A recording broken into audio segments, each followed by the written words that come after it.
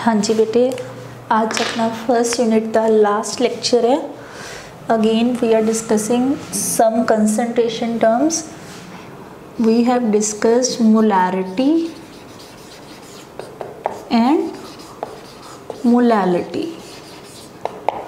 These terms are used to express the concentration of different solution. After that we will discuss mole fraction. Mole fraction.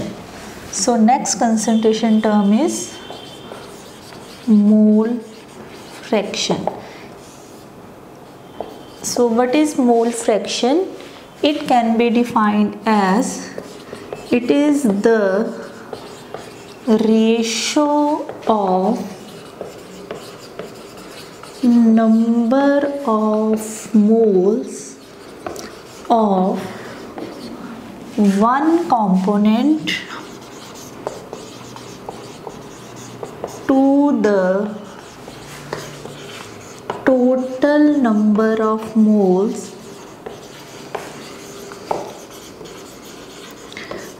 present in the solution.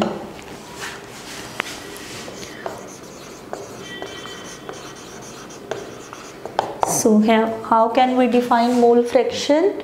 It is the ratio of number of moles of one component to the total number of moles present in the solution. So let's suppose कि ਆਪਾਂ कोई solution ਦੀ ਗੱਲ ਕਰ ਰਹੇ ਹਾਂ और वो दो कंपोनेंट्स A प्लस B तो मिलके बनया होया है. तो इन्हां विचों एक कंपोनेंट डेफिनेटली की होएगा सल्यूट और सेकंड की होएगा सॉल्वेंट. बट ज़रूरी नहीं है कि जो सोल्यूशन है वो सिर्फ दो कंपोनेंट्स तो मिलके बनता है. It can be made up of 3 और 4 कंपोनेंट्स ऑल्सो. ठीक है, बट आप सब तो सिंपल सोल्यूशन लेके चल रहे हैं कि it is a binary solution. Binary means which consist of only 2 components. So if any solution is made up of 2 components, that is A and B, then the mole fraction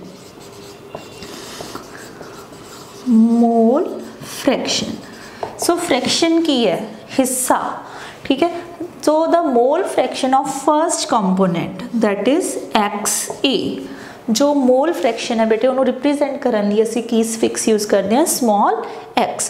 so mole fraction of component A can be written as XA.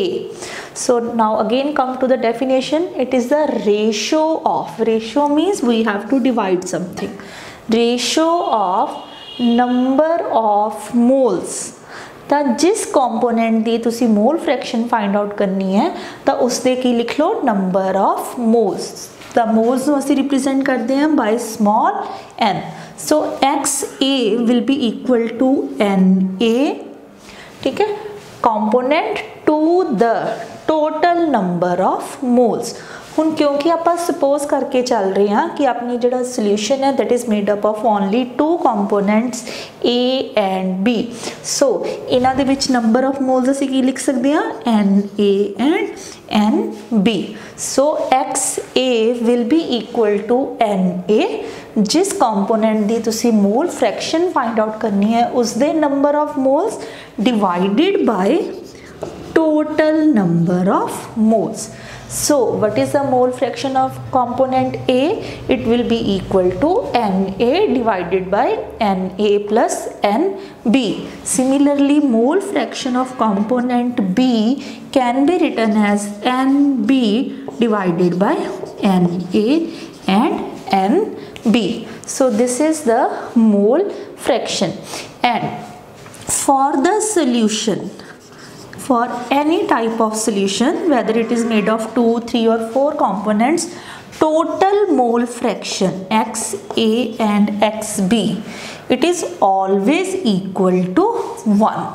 ठीक है, so if we have find XA, then XB can also be written directly as 1 minus XA, or you can say XA will be equal to 1 minus XB. ठीक है। मीनस अगर तुहाडा solution binary है, binary मीनस वो सिर्फ 2 components तो मिलके बनया हुआ है, तो तुसी किसी भी एक कंपोनेंट दी मोल फ्रैक्शन फाइंड आउट कर लो, चाहे वो XA है और चाहे वो XB है, ठीक है। एक दी फाइंड आउट करके असी डायरैक्टली दूसरे दी फाइंड आउट कर सकते हैं। अगर XA दी फाइंड आउट की है तो XB will be equal to 1 minus XA, अगर तुसी XB दी फाइंड आउट की है then XA will be equal to 1 minus XB, ठीक है। So this is all about mole fraction, ठीक है। और बेटा जी आप पहला 2 कंसनट्रेशन टर्म्स कीतियां ने मोलैरिटी एंड मोलैलिटी, उस विच आप याद किया सी कि molarity changes with the temperature, ठीक है। बिकॉज जो मोलैरिटी है वो एक वॉल्यूम टर्म है, तो जिहड़ा वॉल्यूम है वो टैंपरेचर के चेंज होने नाल चेंज हो जाता है, but molality doesn't change with temperature. Similarly beta mole fraction it also not changes with the temperature, तो तुसी इसदे विच लिख सकते हो mole fraction doesn't change with change in temperature. सो जिहड़ियां बेटे असी हले तक 3 टर्म्स मेनली कीतियां ने molarity, molality and mole fraction, उस विचों असी 2 टर्म्स इदां दियां पढ़ लियां जिहड़ियां कि टैंपरेचर दे चेंज होने नाल चेंज नहीं हुंदियां, और वो किहड़ियां टर्म्स ने मोलैलिटी L वाली बेटा मोलैलिटी एंड मोल फ्रैक्शन, ये दोनों टर्म्स ने जिहड़ियां कि टैंपरेचर दे वेरी करन नाल इन्हां दी वैल्यू दे उपर कोई भी फर्क नहीं पैंदा, ठीक है बेटा। Now comes to the numerical related to mole fraction. So तुसी फॉर्मूला याद रखना है, XA is equal to NA upon NA plus NB, और मोल फ्रैक्शन है बेटा जी इट हैज़ नो यूनिट्स, ये भी चीज़ याद रखनी है, mole fraction has no units. जिद्दां असीं लिखिया सी कि मोलैरिटी दे यूनिट्स की हुंदे ने moles per litre, similarly molality दे यूनिट्स की याद कीते सी आपां moles per kilogram, but mole fraction दे विच कोई भी यूनिट नहीं है, बिकॉज जिहड़ी इसकी रेशो है वो ratio of number of moles है, ऊपर भी मोल्स ने तो नीचे भी मोल्स ने, दे विल बी कैंसल्ड, ठीक है। So one numerical related to mole fraction, a solution is prepared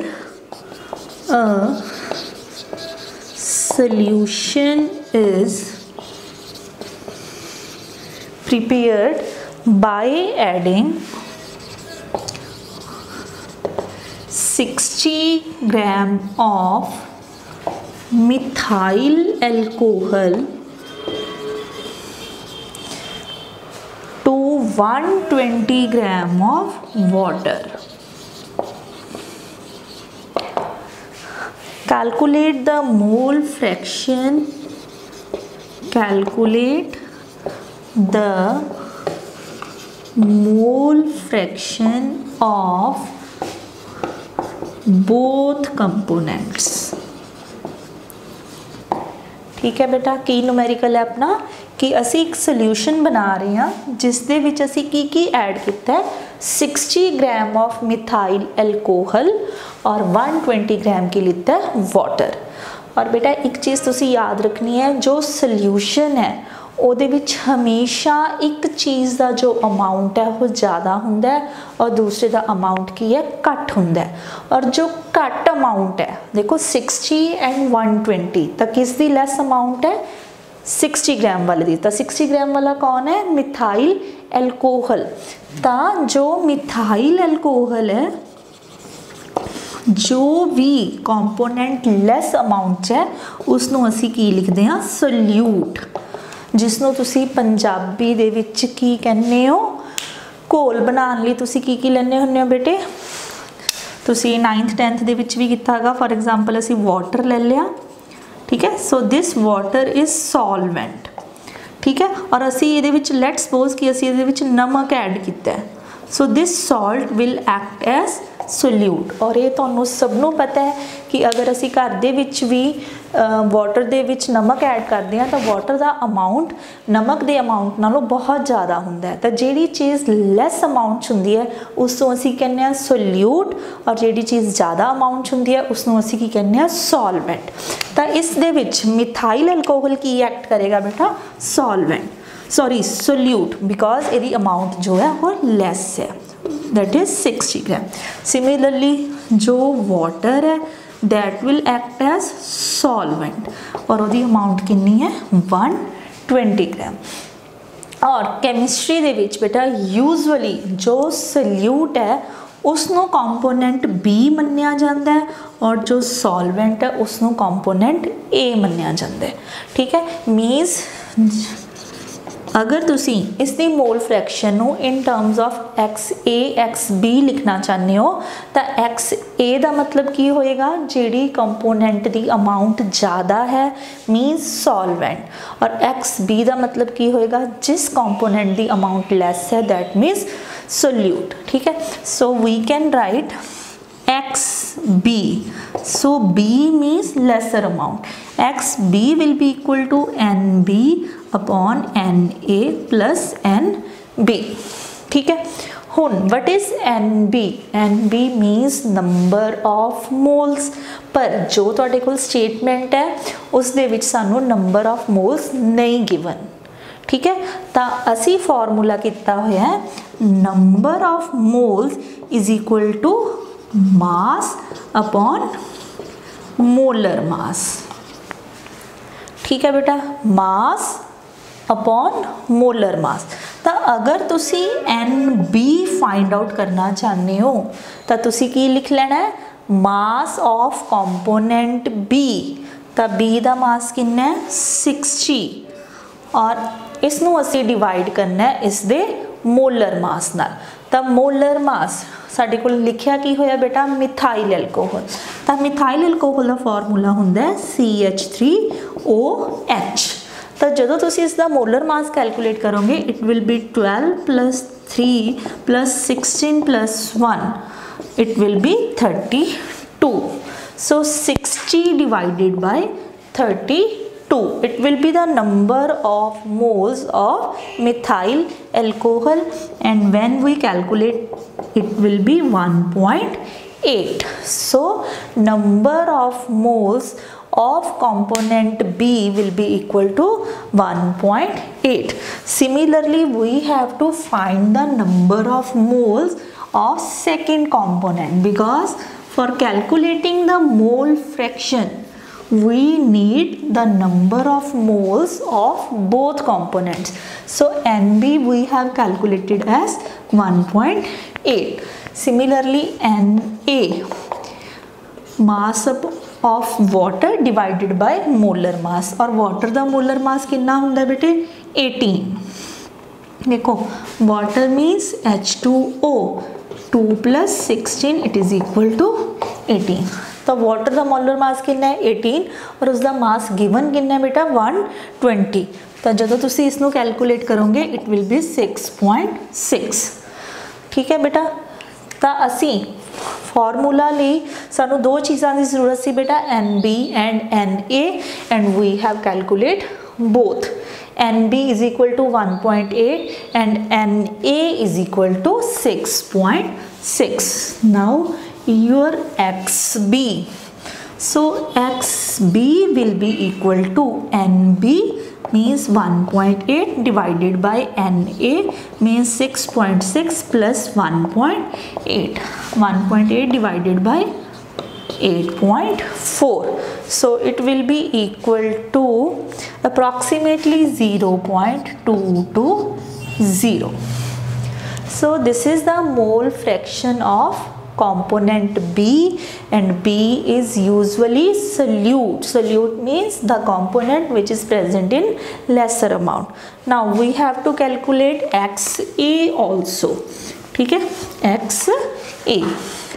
So for calculating the XA you can use the formula Na divided by Na plus NB, but there is one more formula XA is equal to 1 minus XB.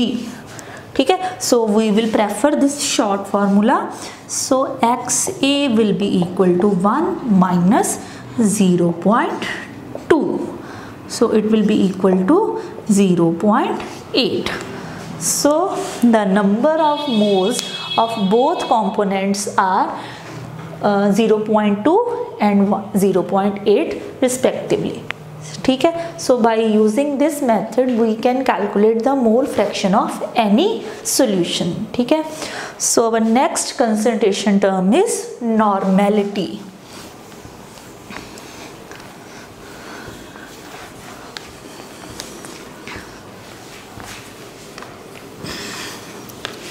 Normality can be defined as, so next concentration term, normality। so what is normality? It is the number of gram equivalents, it is the number of gram equivalents of the solute, it is the number of gram equivalents of the solute dissolved per liter of the solution। so what is normality? It is the number of gram equivalents of the solute dissolved per liter of the solution। so if we regain molarity, the molarity ਨੂੰ ਅਸੀਂ ਕਿਵੇਂ define ਕੀਤਾ ਸੀ? it is the number of moles of solute। ਸਿਰਫ ਬੇਟਾ ਤੁਹਾਡਾ ਇੱਕ main word ਦਾ difference ਹੈ। in normality we have written gram equivalents and in molarity we have used a term number of moles। बाकी सारी definition बेटा same है as that of molarity, dissolved per liter of the solution। so units की बन जाएंगे बेटे इसदे। so units will be equal to gram equivalents per liter, जिदा molarity ਦੇ units की होंगे ने moles per liter। ਹੁਣ ਮੇਨ ਪ੍ਰੋਬਲਮ ਕੀ ਹੈ, ਜੋ ਅਸੀਂ ਚੈਪਟਰ ਵਿੱਚ ਹਲੇ ਤੱਕ ਪੜ੍ਹਿਆ ਅਸੀਂ ਕਿਤੇ ਵੀ ਗ੍ਰਾਮ ਇਕੁਇਵਲੈਂਟਸ ਟਰਮ ਯੂਜ਼ ਨਹੀਂ ਕੀਤੀ, ਠੀਕ ਹੈ।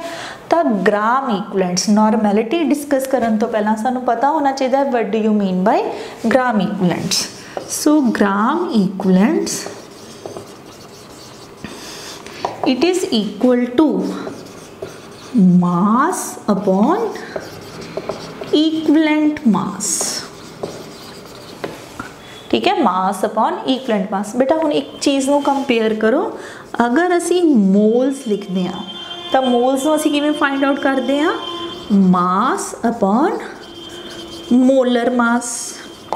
बट अगर असी गल कर रहे हैं ग्राम इक्वलेंट्स की, तो ग्राम इक्वलेंट्स नूं फाइंड आउट करने लई साडे कोल फॉर्मूला की है? Mass upon equivalent mass. But what do you mean by equivalent mass? हुण एक नवी प्रॉब्लम है कि सानू इक्वलेंट मास का भी नहीं पता, ठीक है। सो इक्वलेंट मास, इक्वलेंट मास इनू आपां डिफाइन करते हैं बेटा एसिड्स लई अलग और बेसिस लई अलग, ठीक है। तो एसिड्स लई इक्वलेंट मास नू किवें फाइंड आउट किया जाता है? It is equal to molar mass divided by basicity. तो इक्वलेंट मास की है? Molar mass divided by basicity. और अगर असी इक्वलेंट मास का फाइंड आउट करना है बेसिस का, तो इसनों डिफाइन किया जाता है molar mass divided bye acidity, ठीक है बेटा। इक्वलेंट मास की है? जो भी उस एसिड या बेस का मोलर मास है तुसीं कैलकुलेट कर लो और उन्होंने डिवाइड कर दो। अगर तो एसिड्स ने तो बेसिसिटी नाल, और अगर बेसिस ने तो एसिडिटी नाल। हुण साडी नैक्सट प्रॉब्लम की अराइज होगी कि सानू नहीं पता बेसिसिटी की है और एसिडिटी की है। तो बेसिसिटी की है बेटा क्योंकि ये एसिड्स ने, तो बेसिसिटी का मतलब हुंदा है नंबर ऑफ रिमूवेबल हाइड्रोजन। किसी भी एसिड तो किन्ने एच रिमूव हो सकते हैं उसनों उसकी की किया जाता है बेसिसिटी। सिमिलरली बेसिस दी एसिडिटी, तो एसिडिटी की है number of removable OH joint. ठीक है, हुण मैं तुहानू पहला ग्राम इक्विवेलेंट्स फाइंड आउट करना सिखानी है बेटे, फिर आप नॉर्मैलिटी नाल रिलेटेड न्यूमैरिकल्स करांगे। ठीक है, तो हुण देखो मान लो कि साडे कोल एसिड है HCl मीन्स हाइड्रोक्लोरिक एसिड। केड़ा एसिड है साडे कोल HCl, that means hydrochloric acid. तो हुण असी इसका इक्विवेलेंट मास कढ़ना चाहते हैं। ठीक है, तो फॉर्मूला की है molar mass divided by basicity.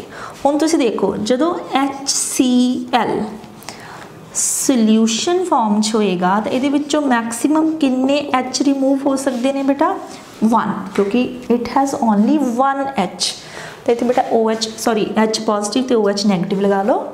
ठीक है, तो क्योंकि इस कोल सिर्फ एक रिमूवेबल H है तो इसकी बेसिसिटी कितनी बन गई बेटा 1। तो इसकी बेसिसिटी कितनी है 1। तो हुण असी इसका अगर इक्विवेलेंट मास लिखांगे, EM मीन्स इक्विवेलेंट मास, तो वो लिए फॉर्मूला की है molar mass divided by basicity. तो मोलर मास HCl हाइड्रोजन का कितना होंदा है 1 और Cl का कितना होंदा है 35.5, दैट इज इक्वल टू 36.5। तो मोलर मास कितना आ गया 36.5 डिवाइडेड बाय 1, तो ये भी कितना आ गया 36.5। तो असी इस तरीके नाल एसिड का की फाइंड आउट कर लिया इक्विवेलेंट मास। तो जो तुहाडे कोल इक्विवेलेंट मास आ जाएगा तो न्यूमैरिकल दे विच जिन्ना भी तुहानू मास गिवन है उन्हां नाल डिवाइड करके असी उसदे की कढ सकते हैं ग्राम इक्विवेलेंट्स। बट अगर तुसी इक्विवेलेंट मास फाइंड आउट करना होवे H2SO4 का, ठीक है, मान लो कि हुण साडे कोल न्यूमैरिकल दे विच H2SO4 है, H2SO4 that is sulphuric acid. तो बेटे इसका भी इक्विवेलेंट मास कितना आएगा molar mass divided by equivalent molar mass divided by basicity. तो बेटा इस फॉर्मूला तो तुहानू की पता लग रहा है ये कोल किन्ने H ने 2, तो इक्विवेलेंट मास कितना आ जाएगा molar mass divided by basicity. Basicity आपा कितनी कही है 2 because it has 2 removable H positive. तो मोलर मास ऑफ H2SO4, तो जो तुसी H2SO4 का मोलर मास फाइंड आउट करोगे इट इज़ 98, तो इसका इक्विवेलेंट मास कितना बन जाएगा 49। ठीक है बेटा, ये कितना बन गया 49। सिमिलरली हुण असी अगर किसी बेस का इक्विवेलेंट मास फाइंड आउट करना होवे, ठीक है, बेस मान लो कि साडे कोल बेस केड़ा है सोडियम हाइड्रोक्साइड। ठीक है, तो इसका इक्विवेलेंट मास कितना आ जाएगा molar mass divided bye acidity. Molar mass divided bye acidity. तो सोडियम हाइड्रोक्साइड इसका वेट कितना होंदा है 23 + 16 + 1 इट इज़ इक्वल टू 40। तो मोलर मास कितना आ गया बेटे 40 डिवाइडेड बाय एसिडिटी। तो हम एसिडिटी की है रिमूवेबल OH, किन्ने OH ने ओनली 1, तो इसका इक्विवेलेंट मास कितना आ जाएगा 40। ठीक है, so by using this method we can find the equivalent mass of any acid or base। तो जो तुहानू equivalent mass पता लग जाएगा तो given mass नाल जो आप उस चीज़ नू डिवाइड कर देंगे तो बेटा साडे कोल की आ जाएंगे नंबर ऑफ ग्राम इक्विवेलेंट्स। तो हुण असीं अपने टॉपिक ते वापस आने हैं। What do you mean by normality. ਤਾਂ नॉर्मैलिटी ਨੂੰ रिप्रेजेंट किया जाता है कैपिटल N नाल। Normality capital N it is equal to number of gram equivalents of solute divided by volume of solution in milliliter multiplied by 1000. So this is the formula for calculating the normality of any solution. ठीक है, तो units की बन जाएंगे बेटे दे ग्राम equivalents पर litre. ठीक है बेटा, सो आप एक न्यूमेरिकल करने की कोशिश करते हैं। लिखो calculate the normality of calculate the normality of solution, calculate the normality of solution containing 31.5 containing 31.5 gram of hydrated oxalic acid इसका मोलर मास गिवन है बेटा तुहानू 126 in 1250 ml of solution। ठीक है, तो असी की फाइंड आउट करनी है बेटा नॉर्मैलिटी। तो नॉर्मैलिटी लिए फॉर्मूला की है number of gram equivalents of the solute divided by volume of solution in millilitres multiply by 1000। तो साडे कोल सब तो पहला टारगेट की है कि we have to find the number of gram equivalents. So number of gram equivalents की आ जाएगा मास अपॉन इक्विवेलेंट मास। मास आपां बेटा गिवन है 31.5।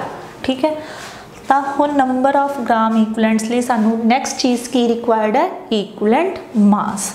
सो equivalent mass is equal to molar mass divided by basicity।